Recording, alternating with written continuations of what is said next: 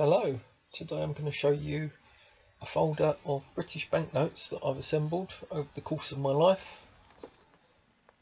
There's examples of most of the types and many of the signatures. These are the large white notes, white £5 notes and a £10 note. I don't have that many of these type, but needed to include a few since they're quite iconic. And we start off with the Treasury Notes, which were introduced around the time of the First World War, when they withdrew the sovereign from circulation because they wanted the gold in the war effort. These notes are not particularly cheap, and I would have liked them in better condition, but they go for considerable sums of money. As we get on to Warren Fisher notes, with the signature of Warren Fisher as the Treasury signature, they're a little bit more reasonable. The Bradbury ones are the expensive ones. And then we go on to the green £1 notes, a range of signatures there. They also fluctuate wildly in value. The more modern signatures are quite cheap. The earlier ones, Catton's, more expensive, Mahon, and then they change to this portrait kind, and lastly to the kind of £1 note that I remember as a child. The other ones were obviously before I was born. And these are 10 shilling notes. There's a few different styles there. They did them in different colours during the war.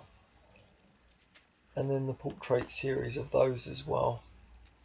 10 shilling notes being equivalent to 50 pence now.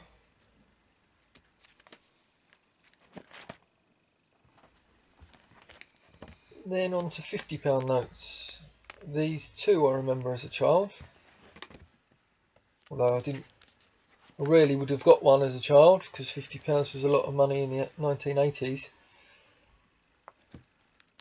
Large green notes, Christopher Wren on the back, and there were a few signatures of these: Somerset, Gill and Kentfield.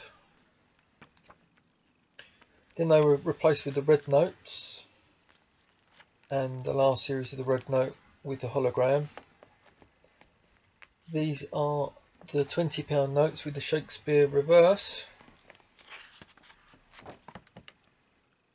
The first series of them, hardly any were made, they're quite expensive. And then they were replaced with the mauve ones, which have gone through several transitions. Most of these notes, if they were after the 80s, I've managed to pick up for face value out of circulation as they've been released. These older ones, like the £10 portrait notes, obviously I haven't managed to get out of circulation. These ones all came out of circulation, and they're underwritten by the Bank of England, so they can always be redeemed for their face value. Obviously some of the older ones are worth more than their face value.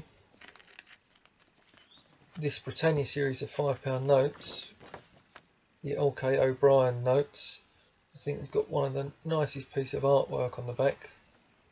Lion holding the key to the Bank of England.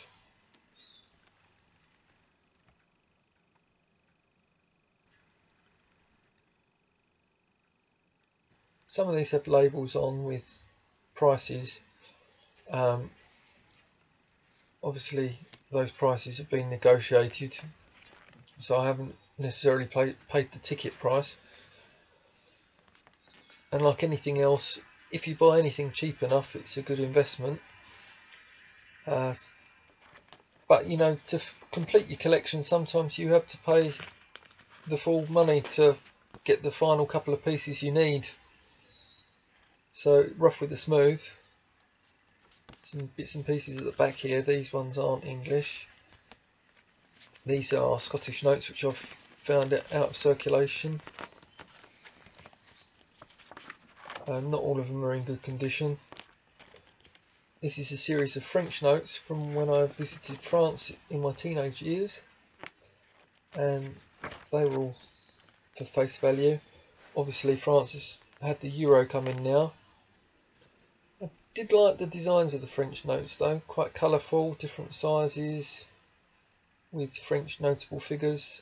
These are Australian notes, which are polymer plastic. My first experience of polymer plastic notes. I picked those up when I was in Australia.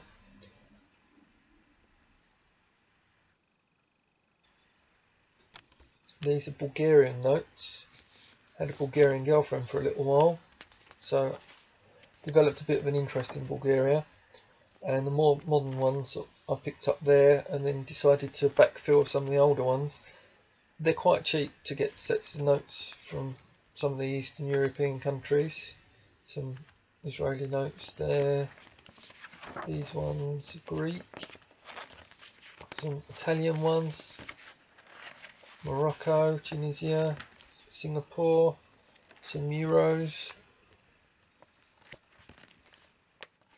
Hong Kong. Greek. Some from when I was in Hong Kong. So that's a look at my notes. Thanks for watching.